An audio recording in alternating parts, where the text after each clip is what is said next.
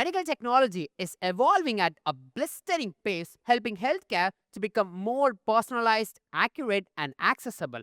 One recent and substantial development in the medical industry is that the implementation of AI in medtech.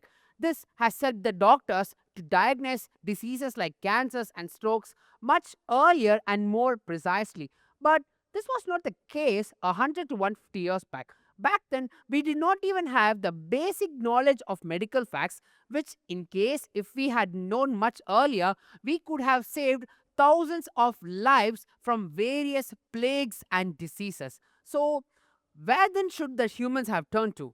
Of course, it's the Holy Bible. Hello, everyone. This is Michelle, and in today's episode, we are gonna see some incredible medical facts which is there in the Bible and what would have happened in case if we had known them much earlier. It's a very interesting episode today. Come, let's take a look.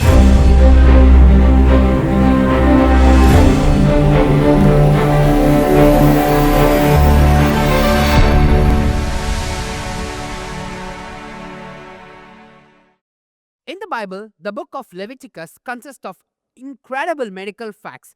In case if the humans had known the medical facts which is written in this book much earlier and we had taken this very seriously, then the healthcare sector would have improvised and would have developed much earlier than what it has been now. So for the first time readers, the Leviticus book might feel a little dry, but actually it has a lot of information, a lot of stuff regarding medical information. So, how we can divide this book is that the first 7 chapters consist of the laws of offerings and how it has to be done, and then chapter 8 till 10 contains about the ordination of priest, and then from chapter 11 to 16, the laws of what is clean and unclean in the camp is written in it, and from 17 to 27, we have other various laws in it. Now, in chapter 15, there are detailed explanation on the laws regarding bodily discharges. How we can divide this chapter further is that from verse 1 till 15 as one part and 16 to 18 another part. The reason I differentiate this is because the verse 1 till 15 consists the laws regarding a bodily discharge which occurs because of a disease, and whereas from verse number 16 till 18 it is written for a disease which is occurred through a natural emission.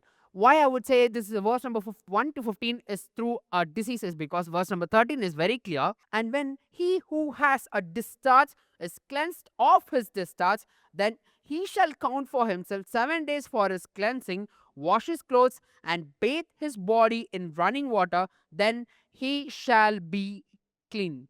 Now, the first thing to be noted is that for the person who has a discharge due to a disease should wash his clothes and bathe himself in running water, and whereas the same thing is not mentioned for an emission which is occurs naturally in verse number 16 to 18. And at the same time, for this there is an offering also to be made which is not found in case of verse number 16 to 18, which occurs where the explanation is given that an emission is occurring due to a natural cause. So that's how I'm differentiating these verses. So the important word which we need to note here is that in verse number 13, the verse clearly says that he must bathe his body in running water. So, for bodily discharges that occurs due to a disease, God instructs the Israelites to wash in running water. So, what's the big deal in washing in running water? In today's day, it might not seem a unique or different thing, but the concept of washing our hands or feet in running water came to the health sector only 150 years back. Right now, we have this common hygiene because it has been taught to us in that way. But if we take a look at the history, the medical industry bought this only 170 years back. Let's dive into the history. In 1847, Dr. Ignace Semmelweis, he was the person to introduce the concept of washing the hands in running water in the health sector. He was a doctor from Hungary and he came to Vienna to practice medicine. When he came to Vienna, in the hospital where he joined, he finds something weird going on. There are 2 clinics in this hospital for maternity ward, Clinic 1 and Clinic 2. The mortality rate for women who gave birth to children was 10% at Clinic 1, and whereas it dropped down to 4% in Clinic 2. This became a talk in the city, and people started to resist to get admitted in Clinic 1, fearing that they may die. The reason of death was because a fever called childbed fever or puerperal fever. So, Ignis noted that this particular disease occurred only in Clinic 1, and whereas this was not found in Clinic 2. So he got more curious and he wanted to find the reason why this disease is occurring in only Clinic 1. And when he made a research and based on his observation, he found that the doctors who treated the women in maternity ward 1, the Clinic 1, they immediately treated the patients after doing autopsy. So, with the same hands, when they treated the women, there was the transmission of bacteria and it caused the childbed fever to come. And that was the reason the mortality rate was high in Clinic 1. So, Agnes Semmelweis understood that they had to wash their hands in running water so that in case if there was any bacteria, their hands would be clean. In 19th century, the concept of germ theory was not accepted in many nations. And when Semmelweis introduced the concept of washing hands in running water, immediately in few years, the mortality rate fell from 10% to 2%, and in the upcoming years, it went till 0% for the death which occurred because of this childbed fever. That's how an impact it created. So, the concept of running water came to the health sector only 170 years back, and then this became a mandatory for all doctors to wash their hands using running water. In our days, this is a very common thing because during the COVID pandemic, everyone were educated on how to wash our hands so that the disease did not pass. And you remember there was another word which was commonly used during the pandemic. It's the word quarantine. Most of us would have not heard about this before the pandemic, but you know what? This word is mentioned in the Bible. In the book of Leviticus, in chapter 13, the laws concerning a skin disease and leprosy is mentioned. We can separate these verses from 1 to 46 as one category, and in verse number 46, there is a law which is clearly given to a person who has a disease in skin and what he has to do. Let me read the verse for you. He shall be unclean all the days he has the sore, he shall be unclean. He is unclean and he shall dwell alone. Now, this is the most important part. His dwelling shall be outside the camp. The exact same concept of quarantine. Have you heard about this disease, the Black Death?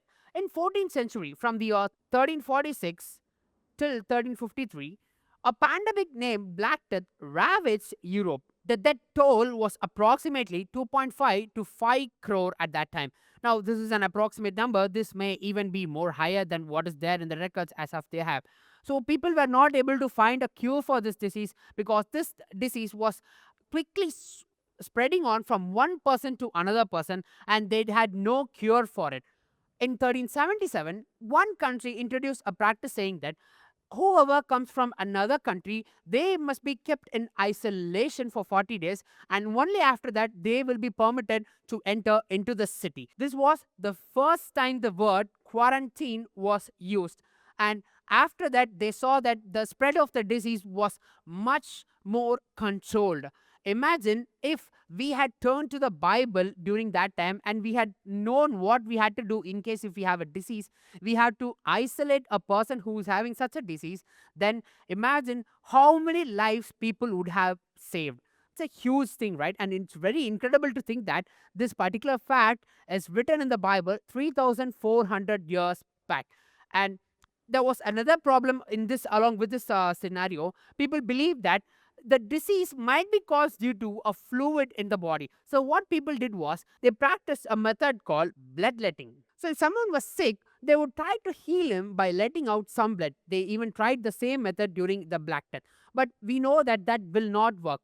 Leviticus 17:11 clearly says that, "For the life of the flesh is in the blood, and I have given it to you upon the altar to make atonement for your souls.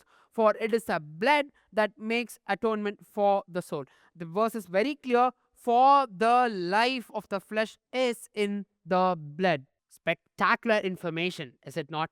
Now, all these informations were found by the scientists only during the 18th and 19th century. And at the same time, all these laws of hygiene are written in the Bible, in the book of Leviticus, when 3,400 years back. It has taken almost 3,000 years for the scientists to discover even the basic medical facts. So imagine If we had turned to this book much earlier, how many lives we could have saved in the history. That's how rich medical facts this Bible contains, and there are so many interesting facts also which we can learn from this Bible. If it's God's will, next week we will see more interesting facts which is there in the Bible. See you next week. God bless you.